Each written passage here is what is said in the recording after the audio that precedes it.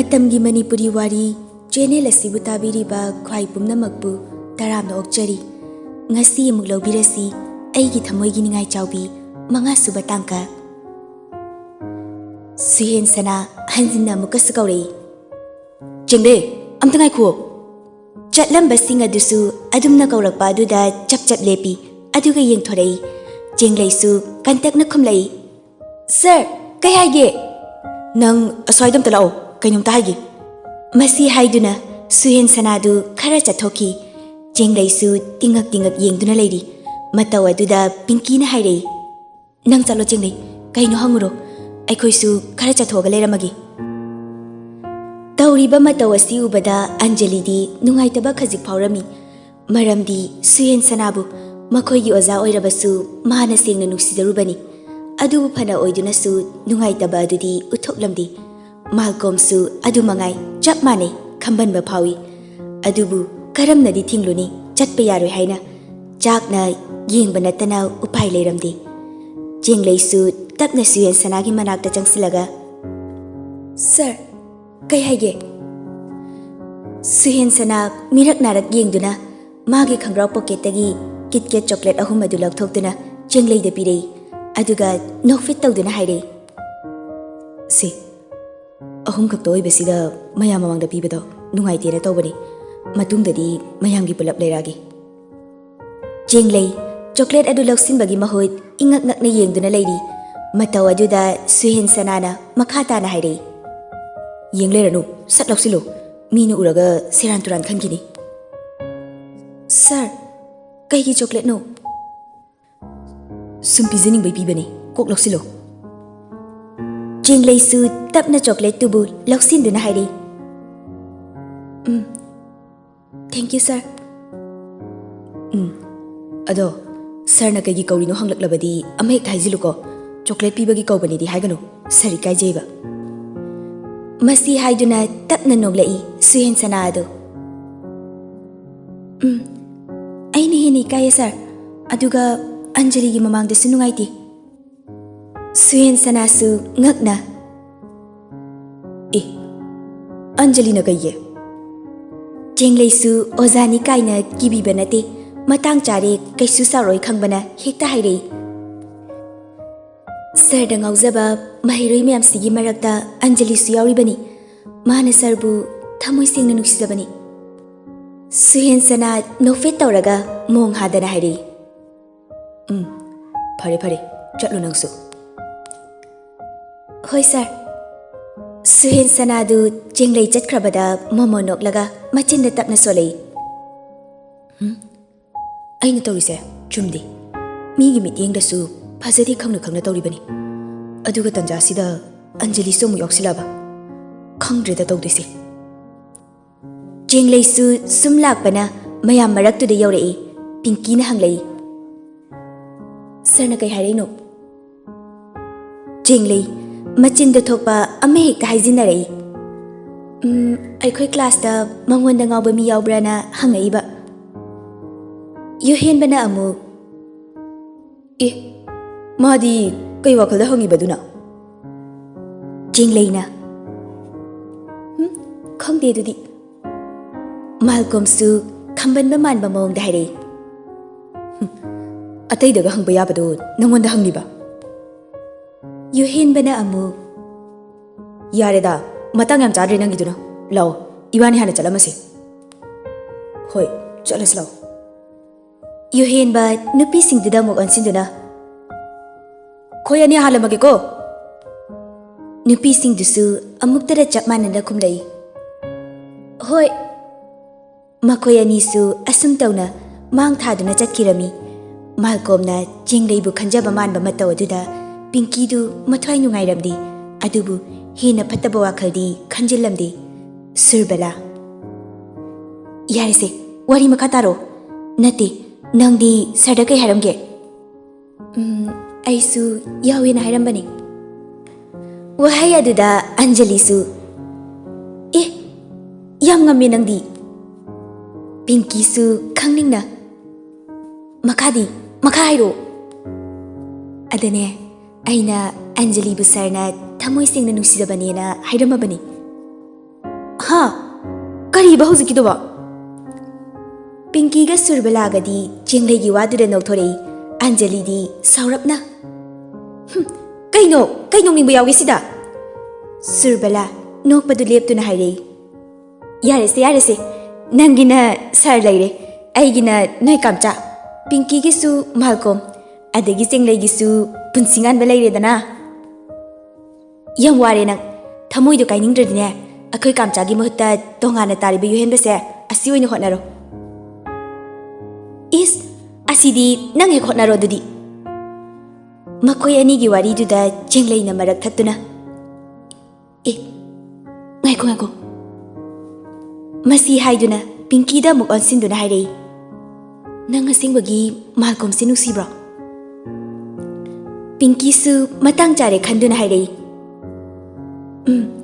ꯅꯨꯡꯁꯤꯌꯦ, ꯑꯗꯣ ꯃꯉꯣꯟꯗꯗꯤ ꯍꯥꯏꯗꯣꯛꯄꯤꯅꯨꯀꯣ꯫ ꯑꯟꯖꯂꯤꯅ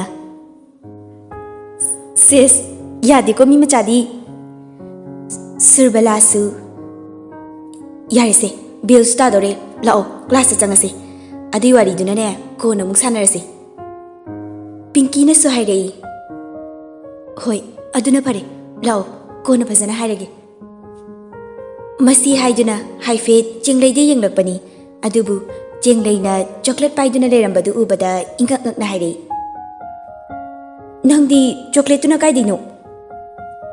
ꯆꯦꯡꯂꯩꯁꯨ ꯆꯝꯅ ꯑꯗꯨꯝ ꯈꯨꯝꯂꯛꯏ꯫ ꯉꯁꯥꯏ ꯁꯔꯅ ꯆꯥꯎꯅ ꯄꯤꯔꯝꯕꯅꯤ꯫ ꯅꯥꯀꯟꯗ ꯆꯠꯂꯤꯕ ꯁꯨꯔꯕꯂꯥꯅ ꯑꯃꯨꯛ ꯍꯥꯏꯔꯛꯏ꯫ ꯍꯩꯁ, ꯅꯪꯒꯤꯁꯤꯗꯤ ꯆꯤꯡꯅꯗꯕ ꯉꯝꯗꯦ, ꯁꯔꯅꯒ ꯅꯪ ꯄꯥꯝꯃꯤꯖꯥꯠꯂꯣ?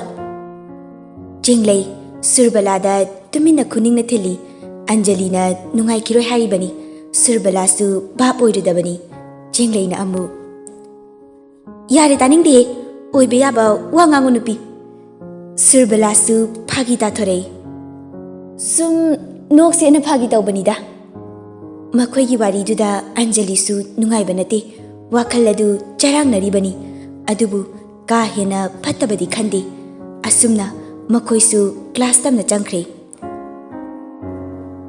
ꯄꯦꯁꯦꯟ ꯑꯃ ꯌꯦꯡꯂꯝꯕꯗꯒꯤ ꯂꯣꯏꯗꯨꯅ ꯍꯦꯛ ꯊꯣꯛꯈꯤꯕꯒꯤ ꯃꯇꯥꯡ ꯑꯗꯨꯗ ꯆꯤꯡꯁꯥꯡꯒꯤ ꯃꯣꯕꯥꯏꯜ ꯑꯗꯨ ꯚꯥꯏꯕ꯭ꯔꯦꯠ ꯇꯧꯔꯛꯏ꯫ ꯆꯤꯡꯁꯥꯡꯁꯨ ꯃꯆꯤꯟꯗ ꯇꯞꯅ ꯁꯣꯜꯂꯤ꯫ ꯁꯤꯅ ꯑꯃꯨꯛ ꯀꯅꯥ ꯑꯣꯏꯔꯖꯥꯠꯅꯣꯅꯦ?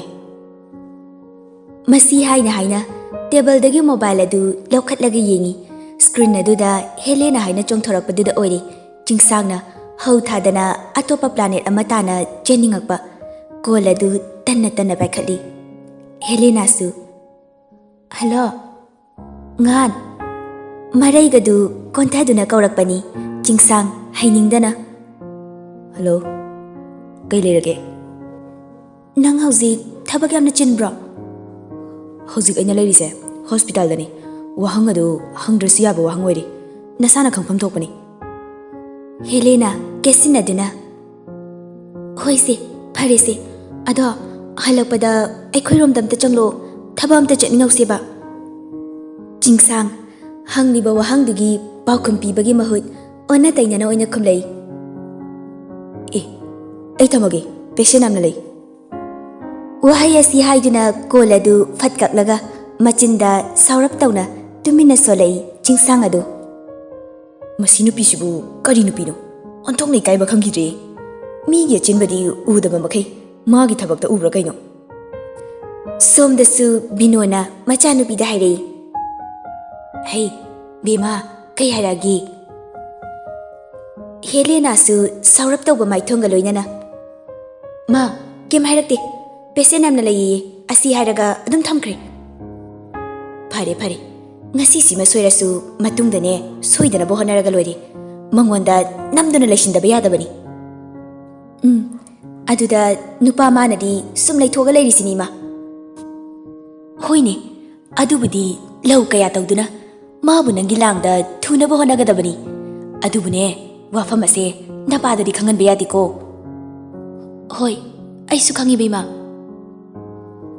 ꯃꯃꯥ ꯃꯆꯥ ꯑꯗꯨ ꯑꯐꯕ ꯋꯥꯈꯜ ꯈꯟꯕꯒꯤ ꯃꯍꯨꯠ ꯐꯠꯇꯕ ꯋꯥꯈꯜ ꯀꯌꯥ ꯈꯟꯗꯨꯅ ꯆꯤꯡꯁꯥꯡꯕꯨ ꯂꯥꯡ ꯊꯥꯛꯇꯨꯅ ꯐꯥꯅꯕ ꯍꯣꯠꯅꯔꯤ꯫ ꯖꯨꯒꯣꯠ ꯆꯥꯕ ꯃꯃꯥ ꯅꯠꯇꯦ꯫ ꯃꯃꯥ ꯑꯃ ꯑꯣꯏꯔꯒ ꯃꯆꯥꯅꯨꯄꯤꯗ ꯐꯠꯇꯕ ꯄꯥꯎꯇꯥꯛ ꯀꯌꯥ ꯄꯤꯔꯤ, ꯋꯥꯔꯤ ꯀꯌꯥ ꯁꯥꯔꯤ꯫ ꯃꯆꯥꯅ ꯑꯃꯝꯕ ꯂꯝꯕꯤꯗ ꯆꯠꯅꯕ ꯊꯧꯔꯥꯡꯂꯛꯄ ꯃꯇꯝꯗ ꯃꯃꯥ ꯑꯃ ꯑꯣꯏꯅ Madu phate tawganu lambi adu soire madudi amamba lambi ni haibagi mahut mama oiri bibinodi chatliba lambi adu mana oina sida leiri haina machagi makhut adu paiduna maikai takli maram masina Helena di fattaba wakhal kaya chuduna leiri pukning wakhal animakta haina balai nupi amabu karamba makhalgi nupi nu yenge harabadi mabu pokpi mama adugi lamchat chazat wangang sangang phije chakcha adu hani yengo haina ningol oibi singdi mabu pokpiriba bale mama adugi niti niyom kharadi aduk lawba haibasi hauna sani somda suchinglei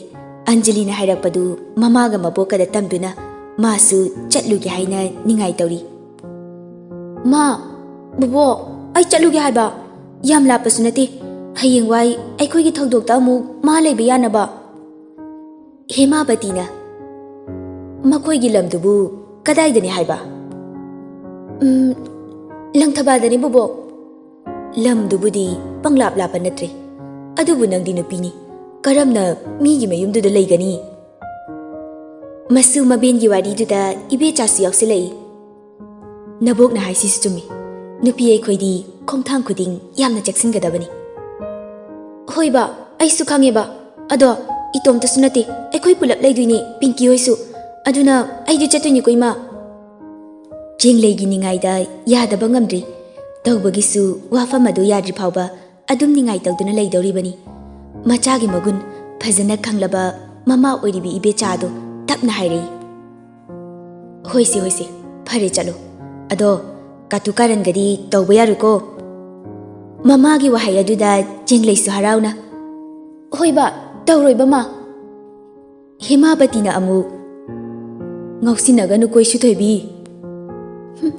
Aisibu yam ngausina bai mawongdaga Haima tawrisi yungune kitang tawbaga paiduida tawra leine Is bo ai paide kaisu Mama da muk ansinduna hairei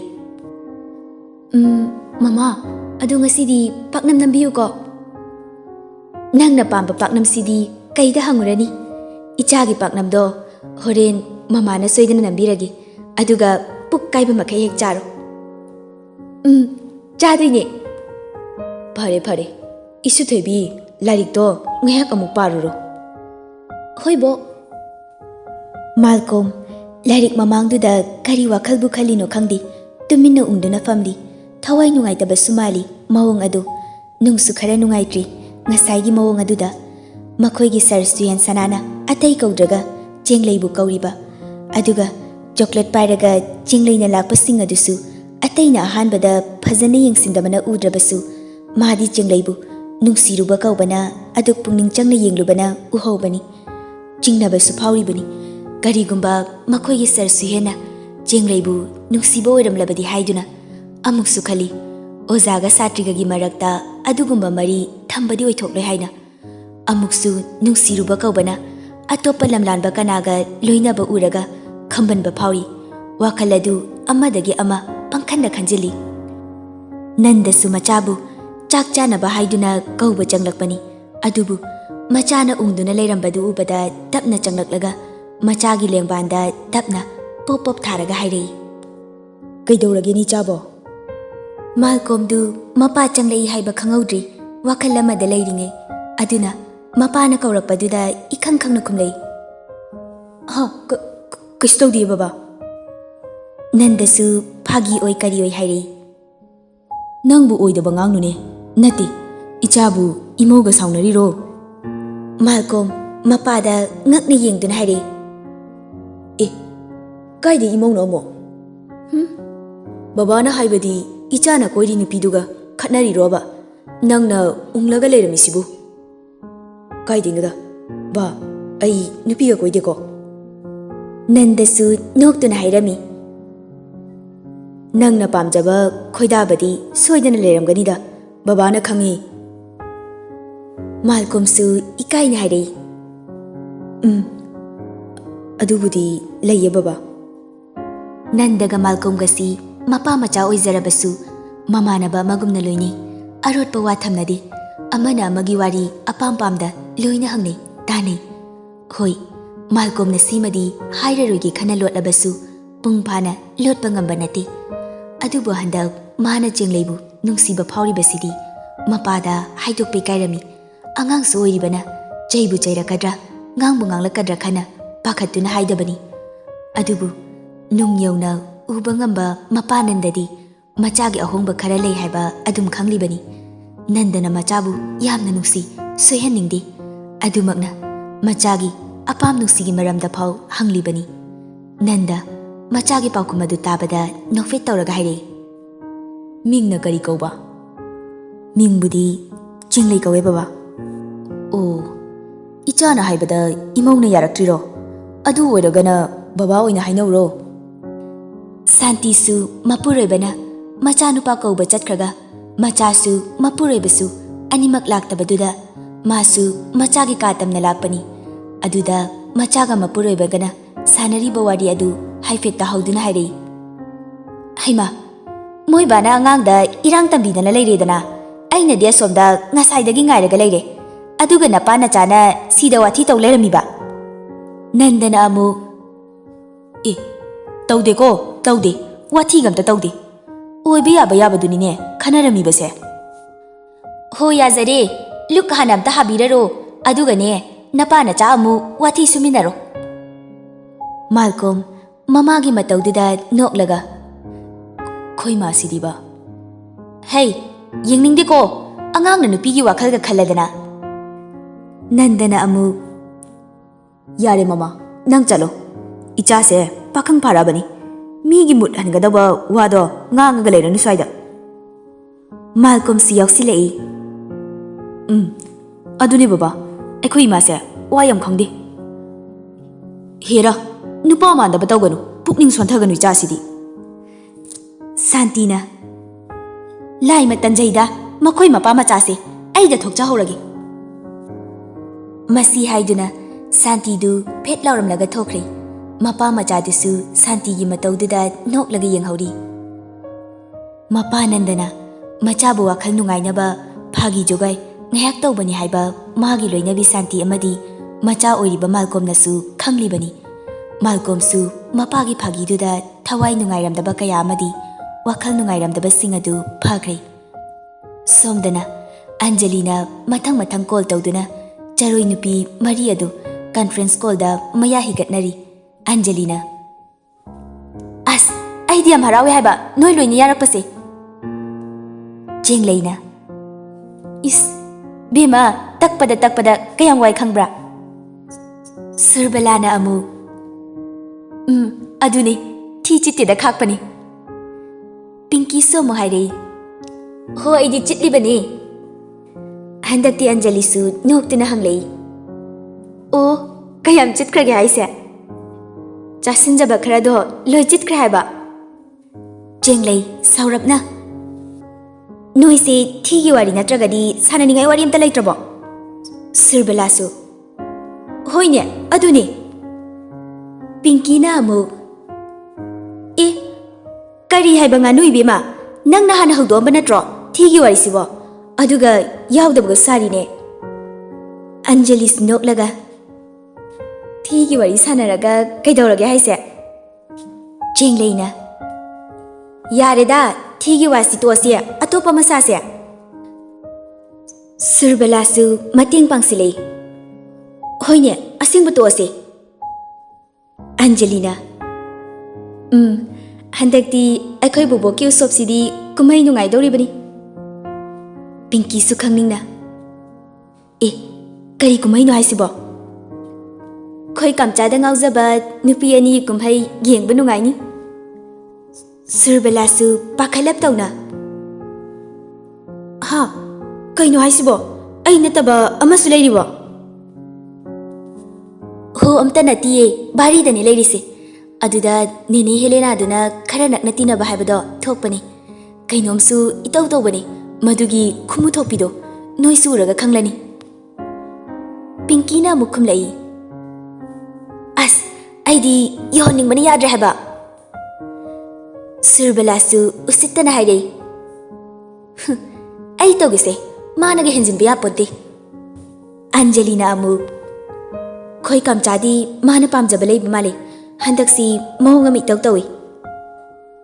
Yari bima, nui kamcha do, aingona telhan gese. Jenglei, nok laga. Wari se yam nungai ne. Aigi wadi angam angam batauros galere. Ai haira babok adum oizarage. Angelina. Oidori yamna. Oidini kaino. Pinkina nok laga muk hairei. Last ne, kamchana jenglei oina pame hairakpra khangponte da. Pinky gi wahai juda Anjali du khangnong nok thoraktana hairei. Khangdre, kumai yeng bahai duni. Jenglei na. Yare, wati dong hek ngangnaradi larik to amuk panarasi. Pinky na amuk hairei. Saubra kaino. Saudi. Ado, larik panarasi, phajaton sing. Hoi, panarasi. Sirbelana. Larik haibi anisna marolama. Angelina amuk. Aduni, aikhoidi ikai bambu yaure. Jenglei. Yare, wati taurano, sak ani. Makoi ani maksu chap manana. Hoise, parase. Makoi ado, asumna mayanga hag higatlam labasu, masa-masagi mathau, masak khangba ngakta oibana, larik amuk paminakre.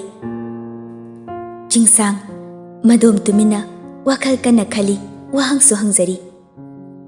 Karamba mikupta, aina yaseng masakase, nungsibi magi mafamda takani. Luri badi amuksu, bimagi mamanabi oibisidani. Aisu, nungsi haina phongdokedi tattana khali. Adubu, phongdokpa ngamdaba khak ngari. Karamba matamda, karamba tanjada, aina Eigi Thamoigi wase, phongdokpa ngamgani. Nupa thokti, pangdabani hairasira. Jingsang, adudagi amuka sukhalei. Angang machaduda, aina amu ikai leri tawrisi. Hera, ikai raga leiba yaba matam natrida. Mina hankraga thamoi kai raga lehaudoi saruk hekta hairagi. Wakal kana khalingai tanjaduda magi mobile dagi lakliba ringtone makhon aduda khalamba wakal adudagi nathairakli. Manakta leiriba mobile adu lauduna lakliba call adu kanagino haini yenglami. Adubu yaijitki oirambaduda call adu fat paikhatladuna. Hello, kadorage? Hello haiba phauda nangde tawrise. Haidrasu yare dudi. Hoise, phare. Nangonda kainoma hangena call tawraini. Hangodana dudia. Yaijit makholga du semlaga. Somgi amom ubada thai duna chenba. Sakhen binuja, sakthi binuja kanabasu hanna yengdaba. Sakhen ba rasi leiba manjasibu. Yening thala khanba ngamliba nuja adugi koloi minglena do nanai da takpiuba. Yaijit na hairakliba wa aduda jingsang sungakna. Kaino nang tawraisina. Yaijitsu langtak nana. Phagi nate, nupido kanano hairo. Pilabani da idi. Nangonda ina haise phagi nati sat hairo. Aina chingnari se chumbre yengi. Hoi sunong na chingnari do kanano khangini adu hana hairo. Yaijit saurak tawna. Sat hairo haibani nupa nangbo. Jingsang mung hadana. Nangonda aina mi ado hairaga. Nang na igi mateng pangbiba ngamgadro. Ngasi arembada haigalakani se. Nate aisibu nangi mateng gase supang pangdabi mawongdaga ngangiduba kaigino ha. Pangde haibanati handaki matang sidasu pangbiyo haibani. Yaijit nokfet tawna. Hais, ai chingnadaba ngamde nipana. Ado, nupido kanano do sat hairo. Aina ngamgadaba orabadi ai mateng soidana pangi. Hoi, hairage. Wahai asi haiduna sorama sangna hondoi jingsang adu.